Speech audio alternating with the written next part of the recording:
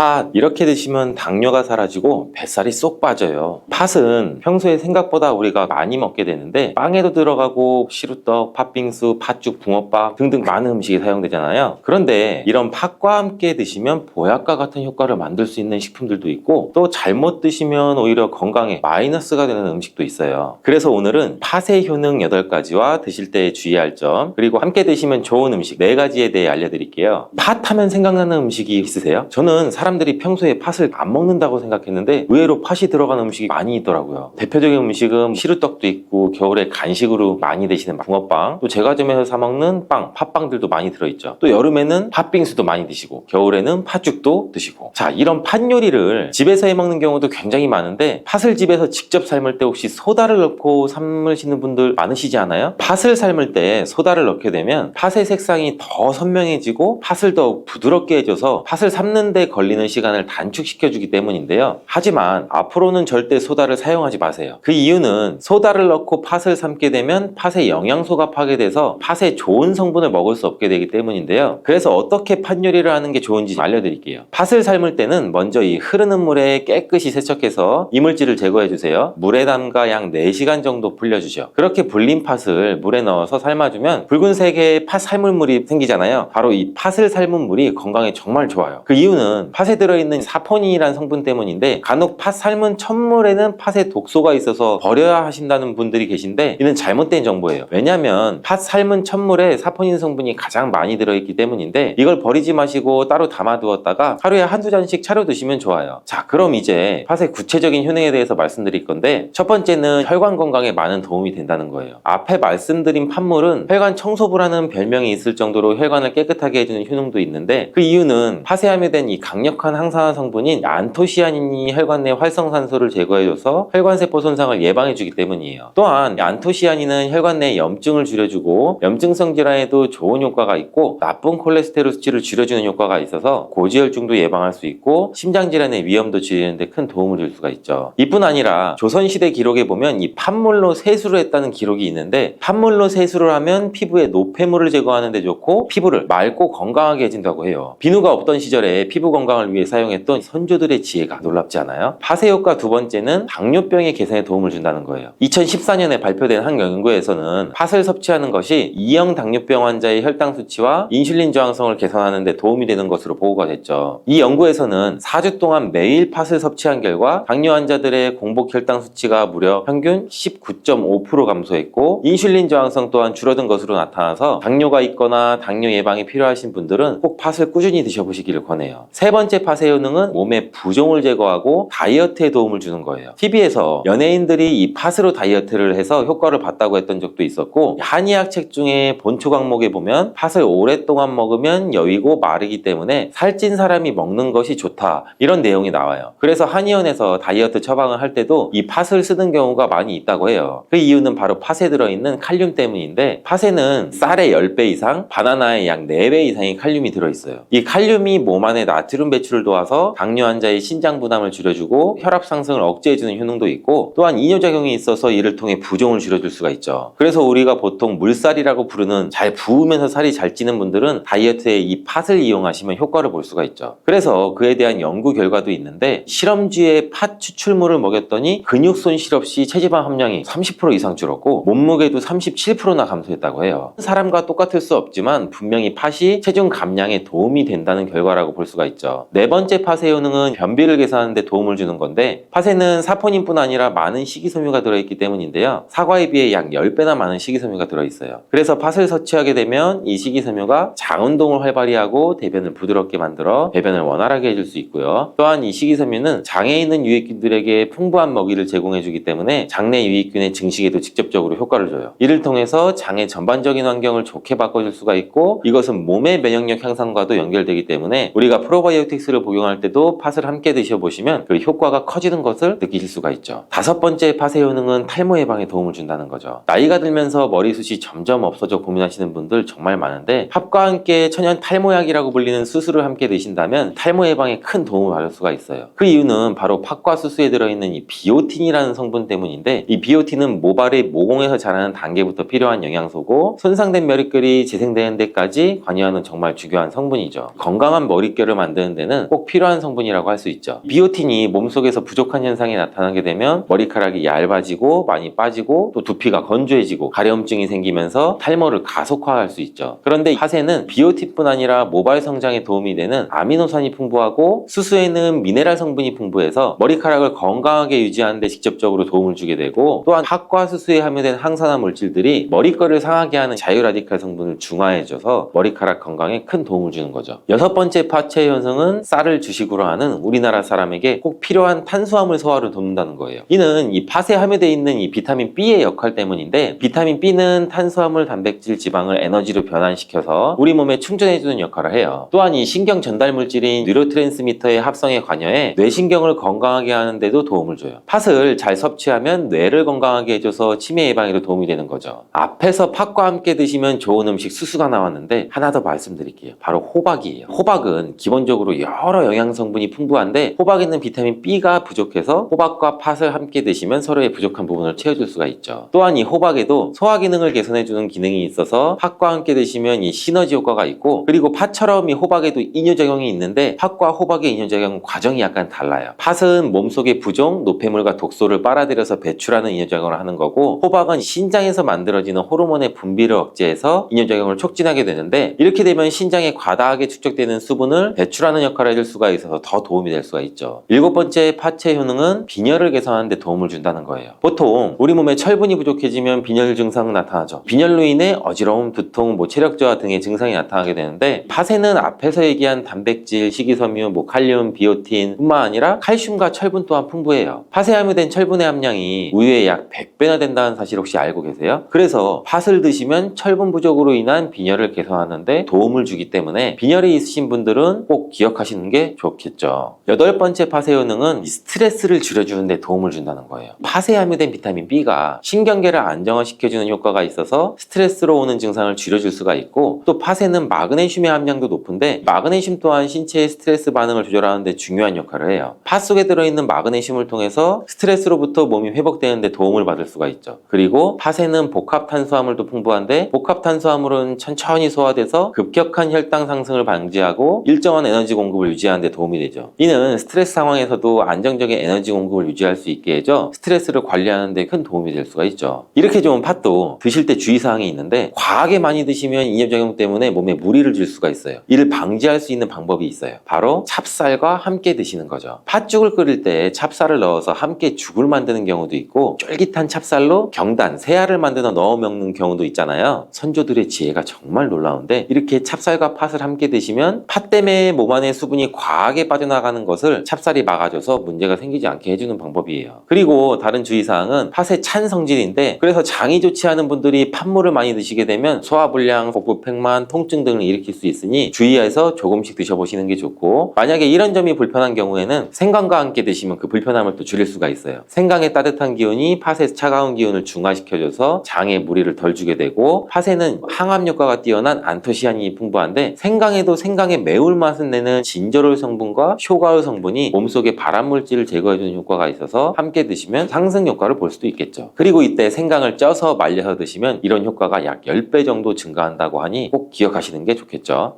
미역과 이것을 함께 드시면 당뇨가 사라지고 치매가 예방이 됩니다. 미역에는 풍부한 영양 성분이 있어서 당뇨 예방, 골다공증 예방, 심혈관 질환 예방, 암 예방 등 다양한 효능을 갖고 있기도 하죠. 그렇다면 미역은 어떻게 먹어야 암과 치매에 안 걸리고 우리 몸을 건강하게 만드는 보약이 될 수 있을까요? 미역국 끓일 때 고소한 들기름에 미역을 달달 볶아서 끓여 먹으면 정말 맛있잖아요. 그런데 절대로 미역을 볶을 때 들기름을 넣고 조리하시면 안 됩니다. 들기름은 오메가3 지방산과 리놀레산 성분이 풍부해서 혈관의 콜레스테롤을 제거하고 노폐물을 배출하여 혈관을 건강하게 해줍니다. 또한 동맥경화를 방지해서 심혈관 질환을 예방하고 뇌신경을 활발하게 해서 치매 예방에도 좋은 효능이 있죠. 그런데 이 들기름은 발연점이 낮기 때문에 열을 가하게 되면 산패가 돼서 좋은 성분은 없어지고 1급 발암물질인 벤조피렌이 생성이 될 수 있습니다. 벤조피렌은 암을 발생시킬 뿐만 아니라 내분비계에 장애를 일으키고 뇌 건강에 악영향을 주는 정말 위험한 물질입니다. 우리가 건강에 좋을 줄 알고 넣은 들기름 때문에 오히려 건강을 해치는 독을 먹는 상황이 되는 것이죠. 들기름은 미역국을 다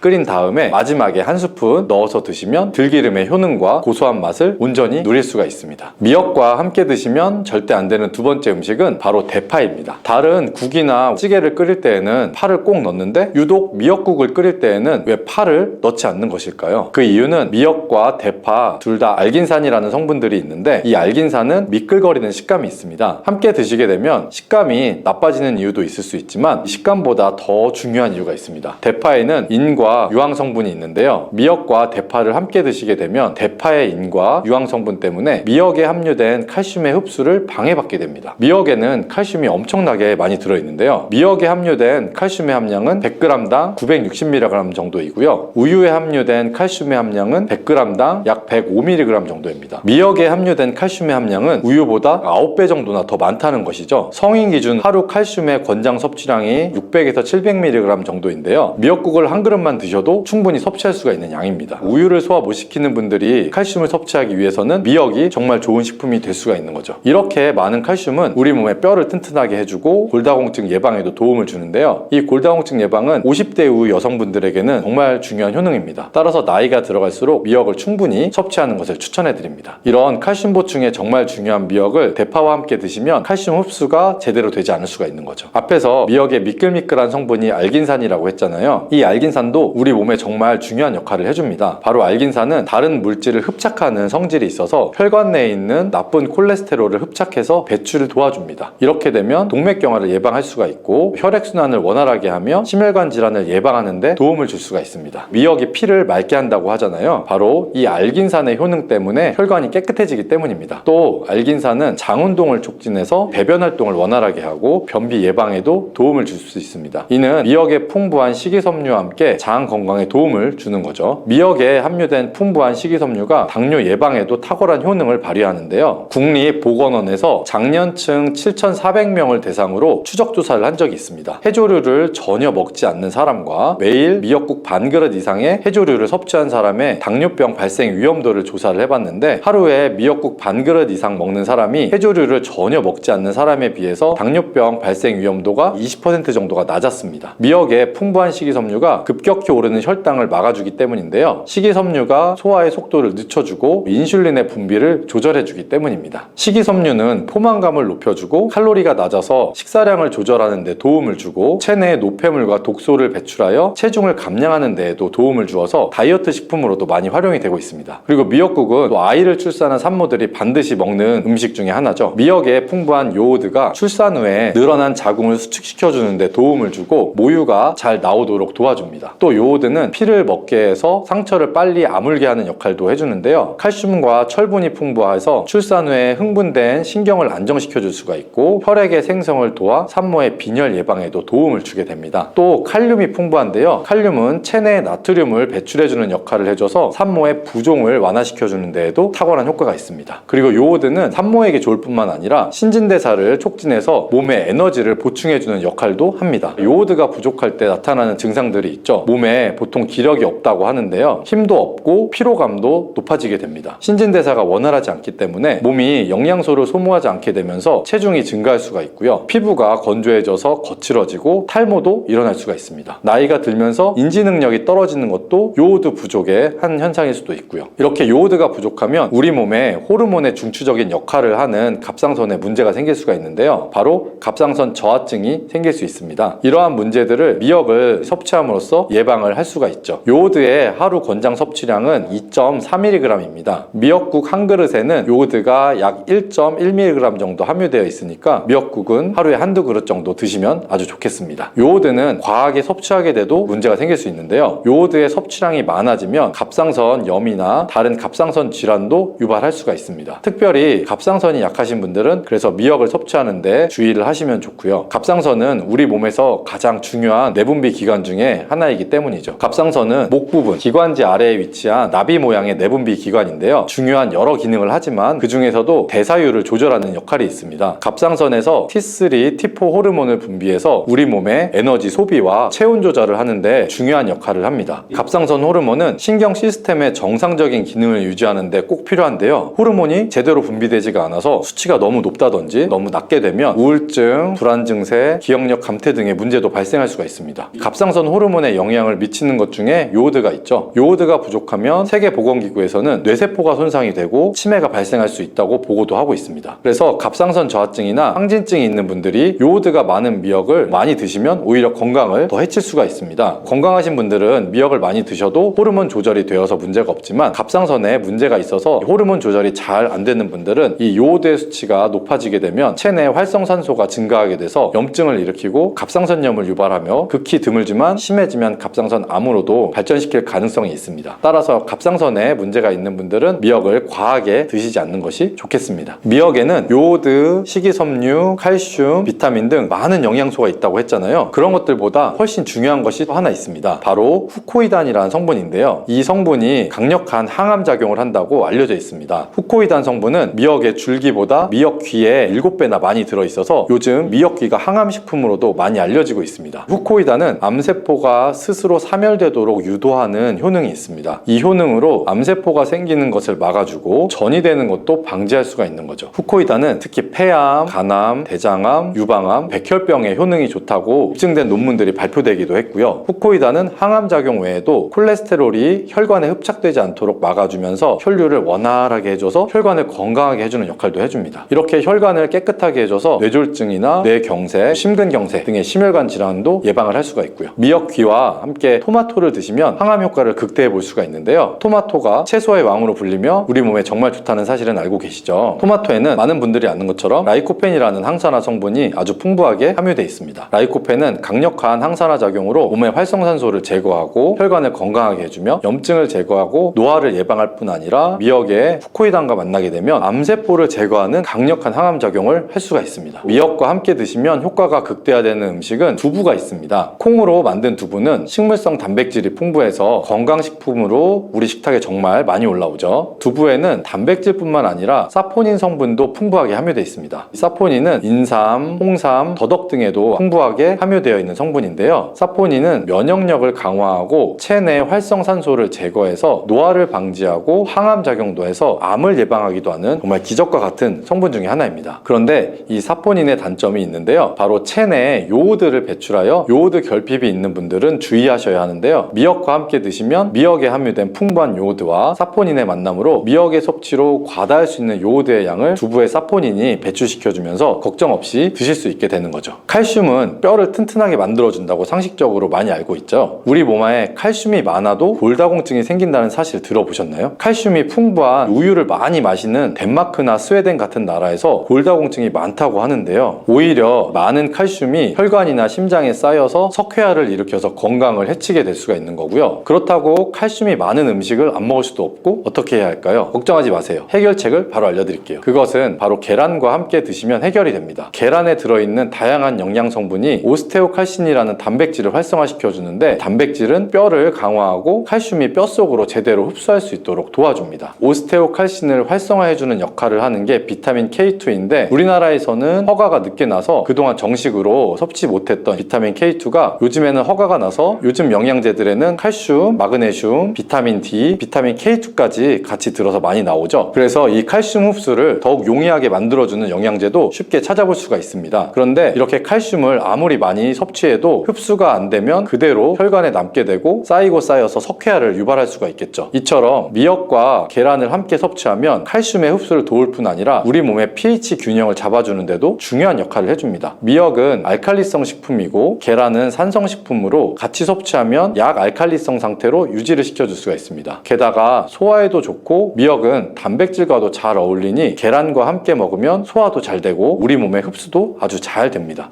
삶아서 먹고 데쳐 먹고 쪄 먹기도 하고 볶아서도 먹고 전으로도 부쳐서 먹는 정말 다양하게 먹는 채소가 바로 감자인데요. 건강에 좋은 감자도 잘 알고 드시면 좋겠죠. 먼저 감자를 드실 때 무엇과 함께 먹으면 안 되고 주의해야 될 점은 무엇이 있을까요? 감자는 바나나와 함께 드시면 안 됩니다. 칼륨과 다양한 영양 성분 그리고 식이섬유가 풍부해서 에너지 공급과 다이어트에 좋기로 소문난 바나나가 감자와 함께 먹으면 안 된다니 정말 생각도 못하지 않았을까요? 나트륨을 배출하는 데 도움을 주기로 유명한 칼륨은 바나나뿐만 아니라 감자에도 풍부하게 함유가 되어 있습니다. 함께 드시게 되면 칼륨이 몸속에 과다하게 들어오게 되고, 그렇게 되면 세포의 수분 균형이 깨져서 근육과 신경에 과도한 이완을 초래할 수가 있고요. 근육의 무력감과 만성적인 손발 저림을 넘어서 심장 부정맥이나 급성 혈압 상승을 일으킬 수가 있습니다. 함께 드시지 않고 따로 드시게 되면 칼륨은 우리 몸에 정말 좋은 효능을 발휘를 하는데요. 몸속에 나트륨을 배출할 뿐만 아니라 칼륨은 혈관을 확장해서 몸속의 노폐물도 원활하게 배출되도록 도와줍니다. 또한 감자에 풍부한 칼륨은 알칼리성으로 혈액의 산성화를 방지해서 뼈에서 칼슘이 빠져나가는 것을 막아주기도 하고, 마그네슘과 같이 근육의 수축과 이완에 큰 도움을 주어서 다리나 종아리 근육의 갑작스러운 경련을 예방해주는 역할도 해줍니다. 따라서 감자는 고혈압, 동맥경화, 뇌졸중 등 심혈관 질환뿐만 아니라 뼈와 근육의 건강에도 많은 도움을 줍니다. 이런 감자는 정말 다양하게 조리해서 먹을 수가 있죠. 조리할 때 주의할 점도 있습니다. 바로 감자전이나 감자튀김은 우리 몸에 독이 될 수 있다는 거죠. 감자튀김이나 감자전은 칼로리가 높고 비만과 심혈관 질환을 유발할 수 있는 트랜스 지방이 다량 포함되어 있어서 건강에 안 좋다는 사실은 한번 들어보셨을 거예요. 특히 감자를 튀기게 되면 아크릴아마이드라는 유해 물질이 많이 발생하게 됩니다. 튀긴 감자 정말 꿀맛인데요. 감자와 고구마 같이 탄수화물이 많은 식품을 높은 온도로 굽거나 튀길 때 생성되는 아크릴아마이드는 암을 유발하고 뇌신경의 단백질을 손상을 시켜서 알츠하이머성 치매, 파킨슨병의 위험을 증가시킨다고 알려져 있습니다. 이런 이유로 아크릴아마이드는 세계보건기구와 국제암연구소에서 유해물질로 지정된 매우 위험한 물질 중에 하나입니다. 이러한 위험한 물질을 만들어 먹을 필요는 없겠죠. 그렇다면 튀김 말고 어떻게 먹는 것이 좋을까요? 감자를 삶아서 소금이나 설탕을 찍어 먹는 것 좋아하시는 분들 많으시죠. 물속에 넣어서 삶는 것보다는 찜기에 쪄서 드시는 것이 좋습니다. 감자에는 클로로겐산이라고 하는 폴리페놀 성분이 많이 들어있는데요. 폴리페놀 성분이 특히 좋은 기능을 많이 하게 됩니다. 폴리페놀은 항암 효과가 있습니다. 항산화 작용이 강력하기 때문에 세포의 손상을 방지하고 세포의 변형도 방지해주는 기능이 있어서 항암 작용이 있다고 알려져 있고, 클로로겐산이 심장질환의 위험성 정도를 감소시켜 줄 수가 있습니다. 그리고 피부 건강에도 도움이 될 수가 있는데요. 과산화지질을 방지해주는 기능이 있기 때문이에요. 지질, 지방, 기름이 과산화되는 것을 방지하기 때문에 특히 피부의 주름, 피부의 노화 이런 것을 막아주는데 감자의 클로로겐산이 도움이 될 수가 있습니다. 그리고 다이어트에도 도움이 될 수가 있죠. 체지방을 분해해주는 효과가 있기 때문인데요. 클로로겐산이 지방을 분해하기 때문에 비만의 방지와 다이어트에도 도움이 될 수가 있고, 혈당 관리에도 도움이 될 수 있습니다. 혈당이 급격하게 올라가는 것을 클로로겐산이 막아주는 기능이 있기 때문에 당뇨의 예방과 혈당 관리에도 도움이 될 수가 있는 거죠. 그런데 이 클로로겐산은 감자의 속살에 있는 게 아니고 사실 감자 껍질에 많이 들어 있습니다. 감자 껍질 1g당 클로로겐산이 1mg이 들어가 있습니다. 따라서 감자를 먹을 때는 감자 껍질을 잘 닦은 다음에 감자 껍질도 같이 드시는 게 좋습니다. 감자를 조리할 때 클로로겐산의 함량이 변화될 수가 있는데요. 생 감자 껍질 1g에 클로로겐산이 1mg이 들어있고, 감자를 삶았을 때에는 0.6mg으로 감소하고 찜기에 쪘을 때는 오히려 늘어나서 1.6mg 정도 들어가 있고, 또 굽게 되면 줄어들어서 약 0.2mg 정도밖에 없습니다. 또 끓는 물에는 클로로겐산이라고 하는 폴리페놀과 같은 좋은 성분들이 녹아버려서 우리가 감자를 삶았을 때 삶은 물은 버리게 되잖아요. 그러니까 이 좋은 성분들도 버려질 수밖에 없습니다. 물에 녹아서 버려지기 때문에 감자를 삶아서 먹는 방법은 좋은 성분을 조금 버리는 그런 방법이 될 수가 있고요. 감자를 찌게 되면 오히려 감자의 효소 활성이 늘어나면서 클로로겐산이 더 증가한다고 합니다. 그리고 우리가 흔히 많이 알고 있는 감자를 먹을 때 싹이 난 부분은 다들 조심하시잖아요. 하나 더 조심할 것은 녹색으로 변한 감자입니다. 감자 싹에는 솔라닌이라는 독성 물질이 포함되어 있어서 섭취해서는 안 된다는 거 모두 알고 계시죠? 감자가 녹색으로 변한 것 역시 솔라닌 함량이 증가했기 때문에 섭취하지 않는 것이 좋습니다. 솔라닌은 감자와 같은 가직과 식물들이 스스로를 방어하기 위해서 생성하는 천연 살충제입니다. 이 솔라닌은 독성이 매우 강력해서 소량 섭취만 해도 두통, 복통, 구토와 같은 식중독 증상을 유발할 수가 있고요. 과도한 섭취는 호흡곤란을 초래해서 매우 위험할 수가 있습니다. 뜨거운 열로 요리를 하면 솔라닌을 제거할 수 있다고 생각하시는 분들이 있기도 하는데, 솔라닌은 285도 이상으로 가열해야지 분해가 되기 때문에 100도의 물로는 아무리 삶아도 독소가 없어지지가 않습니다. 이러한 솔라닌은 감자가 햇빛에 노출될수록 생성이 빨라지기 때문에 감자는 무조건 어두운 곳에 보관해 주시고, 또 싹이 난 감자뿐 아니라 초록색으로 변한 감자는 반드시 폐기하셔야 됩니다. 감자를 보관할 때 간단한 팁을 알려드리면, 보관하실 때 감자를 사과와 함께 두면 사과에서 발생하는 에틸렌가스가 감자에 싹이 나는 것을 억제하기 때문에 감자를 더 오래 보관할 수가 있습니다. 감자 요리를 할 때 버터에 굽고 치즈를 올려 드시면 맛있잖아요. 그런데 이 버터와 치즈가 문제가 될 수 있습니다. 맛으로만 보면 감자와 치즈, 버터의 만남은 정말 최고의 풍미를 자랑할 수가 있지만 건강에는 최악이 될 수가 있습니다. 치즈와 버터를 감자 요리에 사용하게 되면 포화지방과 나트륨 섭취가 증가하게 되고 심혈관 건강에 안 좋은 영향을 줄 수가 있기 때문이죠. 치즈와 감자를 함께 드시면 맛과 식감이 아주 좋아지지만 고지방의 치즈는 칼로리를 증가시킬 뿐만 아니라 감자의 영양 성분을 파괴할 수가 있습니다. 특히 치즈의 포화지방은 나쁜 콜레스테롤, 즉 LDL 콜레스테롤 수치를 높일 수가 있고, 이는 심혈관 질환의 위험을 증가시키게 됩니다. 또한 치즈에 함유된 나트륨이 혈압 상승을 유발할 수가 있고, 혈압이 상승하게 되면 다양한 심혈관 문제가 발생할 수가 있죠. 따라서 가능하면 저지방 치즈 또는 무지방 치즈를 선택하시면 좋겠습니다. 그렇다면 감자와 궁합이 잘 맞는 음식에는 무엇이 있을까요? 우리가 삶은 감자 먹다 보면 목이 막히죠. 이때 우유 드시는 분들 계시죠? 이건 아주 잘 선택하신 겁니다. 감자를 먹게 되면 좋은 이유 중에 하나는 풍부한 단백질을 섭취할 수 있다는 거예요. 감자가 탄수화물 덩어리로 알려져 있지만 실제로는 고품질의 단백질도 함유하고 있습니다. 감자의 단백질은 우유와 계란에 이어서 흡수율이 높은 편이고 콩보다도 우수한 단백질로 평가를 받고 있습니다. 하지만 감자에는 비타민 A, 칼슘, 지방이 부족한데 우유가 감자의 부족한 영양 성분을 완벽하게 보충해 줄 수가 있습니다. 반면 우유에는 비타민C가 부족한데 감자에 이 비타민C가 풍부해서 서로의 궁합이 정말 좋은 거죠. 감자를 우유와 함께 갈아서 마시거나 따뜻한 감자 스프를 만들어 드시는 것도 매우 좋습니다. 감자를 껍질째 조리해서 우유와 함께 드시면 혈당 상승 걱정 없이 우리 몸에 에너지와 영양분을 충분히 공급할 수가 있습니다. 다음으로는 식초가 있는데요. 감자와 식초와의 조합은 매우 생소하죠. 감자에는 각종 비타민이 정말 많이 들어있죠. 그 중에서도 특히 비타민C가 풍부한데요. 감자 한 개에는 비타민C 하루 권장 섭취량의 30% 이상이 들어있는데 사과보다도 무려 3배 정도 이상 많은 양입니다. 감자의 비타민C는 스트레스 해소와 강력한 항산화 작용을 해서 우리 몸의 면역력을 강화시켜 줄 수가 있습니다. 또한 콜라겐 조직을 강화해서 피부를 탄력 있게 유지해 줄 수가 있고 노화 방지에도 도움을 줍니다. 비타민C가 열과 산에 약한 것은 잘 알려진 사실이죠. 그러나 놀라운 사실은 감자의 비타민C는 감자 전분으로 인해서 마치 보호막처럼 둘러싸여 있기 때문에 열에 의한 손상이 적습니다. 따라서 감자는 열에 익혀도 비타민C가 파괴되는 것을 걱정하지 않으셔도 됩니다. 비타민C는 산도가 높은 환경에서 더 흡수가 잘 되기 때문에 감자 요리나 감자 샐러드를 하실 때 식초나 레몬즙을 약간 뿌리면 비타민의 흡수율을 높일 수가 있습니다. 양파 또한 감자와 함께 드시면 보약이 되는데요. 감자가 위 건강에 좋다는 사실 혹시 아실까요? 그 이유는 바로 항염작용을 하는 폴리페놀과 아르기닌 때문입니다. 이 성분들이 위 벽을 보호하고 세포 변형을 막아서 염증을 감소시키며 독소를 제거하는 역할을 합니다. 이뿐만 아니라 감자는 알칼리성 식품으로 건강에 이로운 식품으로 손꼽히는데요. 몸이 산성화될 때 다양한 질병의 위험이 높아집니다. 특히 혈액의 산도가 올라가게 되면 염증이 발생할 수가 있고 이 염증이 암과 다른 질병으로 발전할 수가 있죠. 그렇기 때문에 알칼리 식품인 감자를 섭취함으로써 우리 몸을 중화시켜서 질병을 예방할 수도 있습니다. 양파는 감자와 마찬가지로 알칼리성 음식으로 인정을 받으면서 감자의 항염 및 항암 효과를 강화하는 뛰어난 시너지 효과를 보여줍니다. 혈관 청소부로 불리는 양파는 혈관벽을 강화하고 염증을 효과적으로 제거해 줄 수가 있죠. 또한 감자에 포함된 비타민의 흡수율을 높여줘서 감자의 효능을 극대화시켜 주고요. 감자와 같이 먹으면 좋은 음식 또 다른 한 가지는 바로 토마토입니다. 토마토가 건강에 이로운 슈퍼푸드라는 사실은 알고 계시죠? 이런 토마토는 감자와 함께 드시면 정말 보약과 같은 효과가 나오는데요. 토마토와 감자를 함께 섭취하는 것은 항산화 물질과 비타민의 섭취를 증가시키게 되고 특히 이 토마토의 라이코펜과 감자의 비타민C는 함께 작용하면서 인체의 항산화 작용을 극대화시켜 줄 수가 있습니다. 이 둘의 만남은 면역 체계를 강화하고 염증을 감소시키며 전반적인 건강을 증진하는 데 도움이 됩니다. 토마토와 감자는 심혈관 건강을 강화하고 혈압을 조절하는 데도 도움을 줄 수가 있고요. 풍부한 섬유질과 항산화 물질은 장내 환경도 개선해 줄 수 있습니다. 또 콩과 식물들도 감자와 함께 먹으면 정말 좋은데요. 이들을 함께 먹게 되면 균형 잡힌 영양 성분을 섭취하게 됩니다. 콩과 식물은 식물성 단백질, 섬유질, 철분, 마그네슘과 같은 여러 비타민을 포함해서 심혈관을 건강하게 해주고 소화기관의 건강 개선과 혈당 조절에 훌륭한 효능을 발휘합니다. 따라서 당뇨병을 예방할 수가 있고 혈당을 조절해주면 혈관이 건강하게 유지가 되고 혈관 건강은 치매 예방에도 큰 역할을 할 수가 있죠. 콩과 식물 통밀물과 감자를 함께 섭취하는 것은 단백질과 필수 미네랄의 훌륭한 조합을 만들어낼 수가 있습니다. 포만감을 유지시켜주고 장기적인 에너지 공급을 지원하고 감자의 복합 탄수화물과 잘 어울려서 식후에 급격한 혈당 상승도 억제할 수가 있습니다.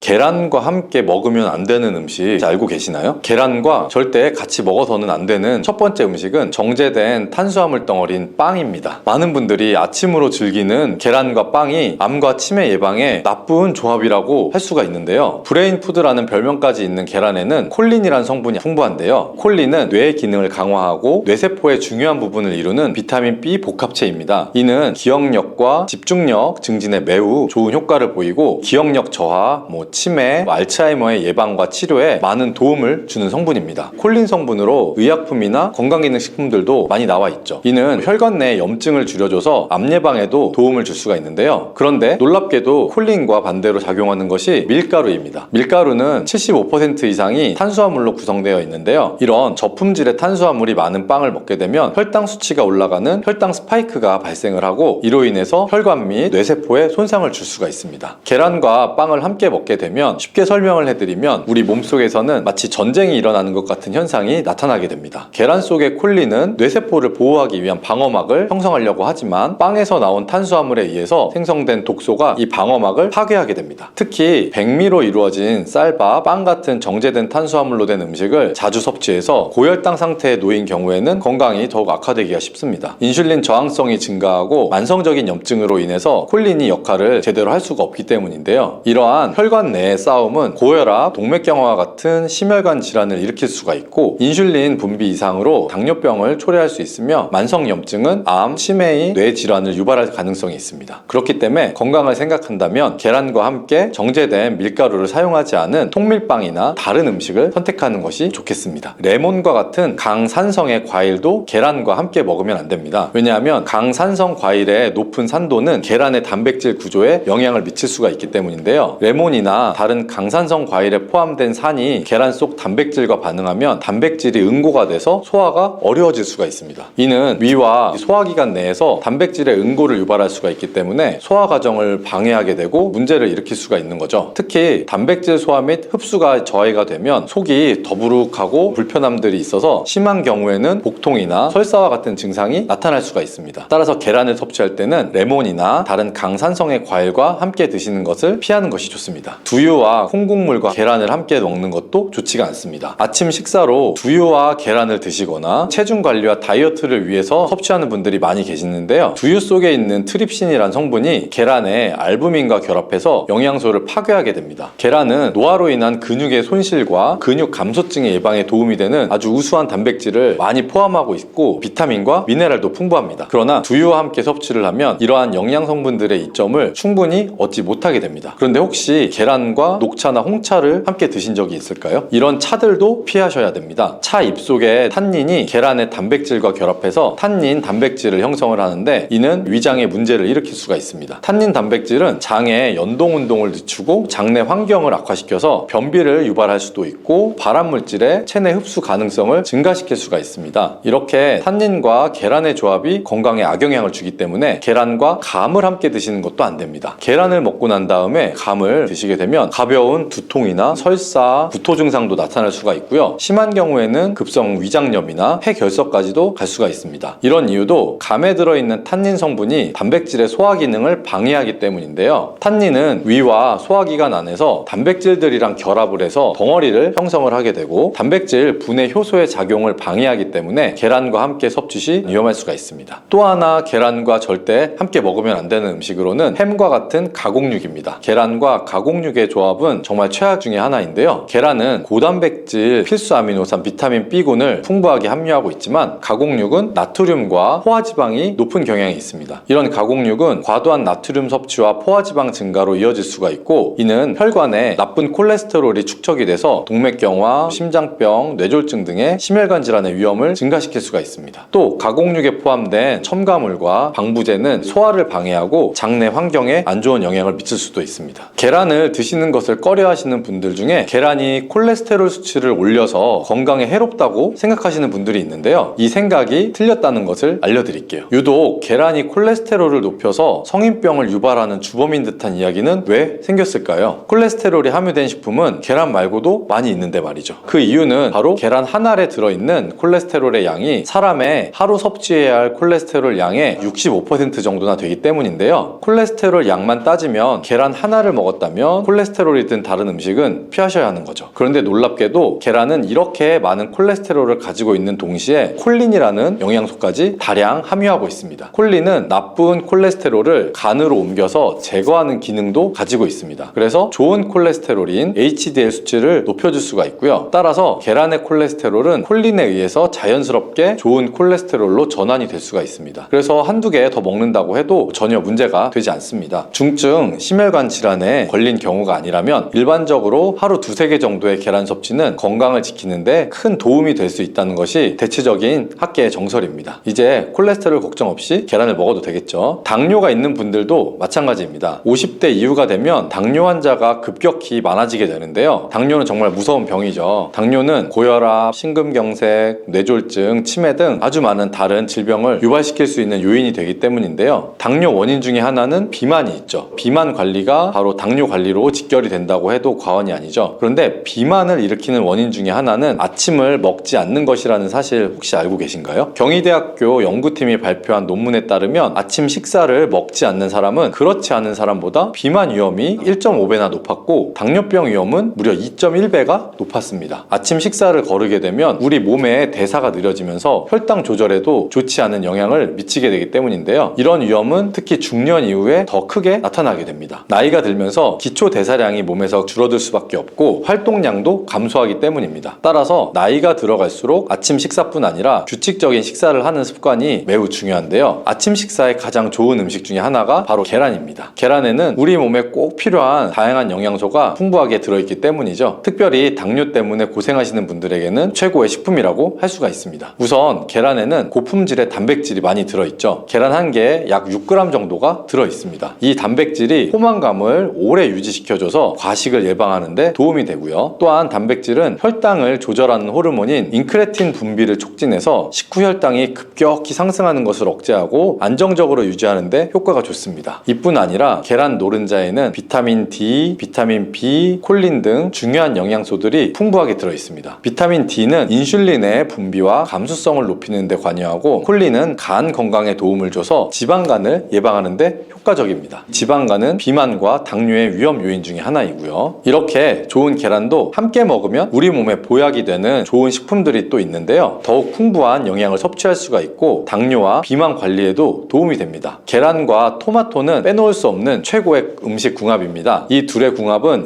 영양학적으로도 굉장히 이상적이고 계란은 단백질, 비타민 B군 그리고 필수 아미노산을 다량으로 함유하고 있죠. 한편 토마토는 비타민 C와 항산화 물질인 라이코펜을 많이 포함하고 있어서 이들이 만날 때 서로의 영양 가치가 배가 됩니다. 토마토 속의 라이코펜은 지방에 용해되기 때문에 계란과 같이 먹으면 그 흡수율이 아주 높아질 수 있고요. 이러한 조합은 심혈관 건강을 지키고 면역력을 높이는데 아주 효과적입니다. 또한 토마토의 비타민 C는 계란에 있는 철분의 흡수를 돕기 때문에 빈혈 예방에도 너무 좋습니다. 올리브유를 두른 팬에 계란과 토마토를 넣고 살짝 볶아서 드시면 아침 최고의 식단이 될 수가 있죠. 요즘 아보카도 식단이 인기가 많아지고 있는데요. 계란과 아보카도도 정말 좋은 궁합입니다. 계란에는 풍부하고 다양한 영양소와 아보카도에 함유된 건강에 좋은 지방산, 특히 오메가3 지방산과 비타민 E를 많이 갖고 있어서 이 두 가지 재료가 만나면 서로 영양적 시너지가 폭발하게 됩니다. 아보카도 속의 건강한 지방은 계란의 단백질 흡수를 더욱 좋게 하고 계란 속의 비타민과 무기질은 아보카도의 지방산을 흡수하는 데 도움을 줍니다. 이러한 조합은 심혈관과 뇌 건강에 긍정적인 효과를 주고 전반적으로 건강을 향상시킬 수가 있죠. 아보카도와 계란을 함께 먹음으로써 식이섬유와 건강한 지방의 결합이 포만감도 높이고 장내 환경도 개선할 수가 있습니다. 간단하게 아보카도, 계란 샐러드를 만들어서 드시면 되는데요. 계란을 채소와 함께 드시면 비타민의 흡수율도 증가할 수가 있습니다. 특히 호박을 함께 섭취하면 부교감 신경을 활성화시켜서 마음을 안정시키고 불안감과 긴장을 완화시켜주는데 좋은 효능을 발휘합니다. 스트레스는 만병의 근원이라고 하는데 계란과 호박을 함께 드시면 스트레스는 물론 몸의 피로도 줄여줄 수가 있습니다. 비타민 A와 베타카로틴이 많은 많은 호박은 눈 건강에도 매우 유익하죠. 계란에 함유된 루테인과 지아잔틴 같은 카로티노이드 성분과 함께 작용하여 강력한 항산화 효과를 발휘하고 망막을 보호하며 녹내장, 황반변성 같은 퇴행성 안구 질환의 발병률도 낮출 수가 있습니다. 최근에 시야가 뿌옇게 느껴지는 분들이 있다면 계란과 이 호박을 곁들인 식사를 해보시면 아주 좋겠습니다. 계란과 완벽하게 어울리는 다른 식재료 중 하나는 치즈가 있습니다. 치즈는 그 맛이 좋을 뿐만 아니라 영양적으로도 아주 계란과 좋은데요. 계란이 완전식품으로 여겨질 정도로 여러 영양소를 가지고 있음에도 불구하고 칼슘 함량이 상대적으로 낮은 편인데 유제품인 치즈는 칼슘을 풍부하게 함유하고 있어서 이를 보완해주게 됩니다. 특히 유제품 중에서 치즈는 계란과 특별히 잘 어울립니다. 치즈는 발효된 우유에서 만들어지며 발효 과정에서 유산균이 작용해 단백질 함량이 감소하므로 과다한 단백질 섭취를 피하면서도 서로의 영양적인 혜택을 보완할 수가 있습니다. 사과도 계란과 정말 잘 어울리는 식품인데요. 다양한 영양소가 계란에 균형 있게 포함되어 있음에도 비타민C와 식이섬유가 상대적으로 적은 편이라는 점에서 사과가 이를 완벽하게 보완해 줄 수 있습니다. 사과는 비타민과 식이섬유가 많아서 장 기능을 활성화하고 배변을 원활하게 하는데 기여할 뿐만 아니라 혈관에 누적된 해로운 콜레스테롤을 없애서 동맥경화, 심장질환, 뇌졸중 등의 심혈관 질환을 예방하는 데 도움을 줍니다. 특히 단백질 소화에 매우 이롭다는 점에서 계란 섭취 후 소화가 어렵게 느껴지시면 사과를 드시면 소화액 분비를 촉진시켜서 소화를 도울 수가 있습니다.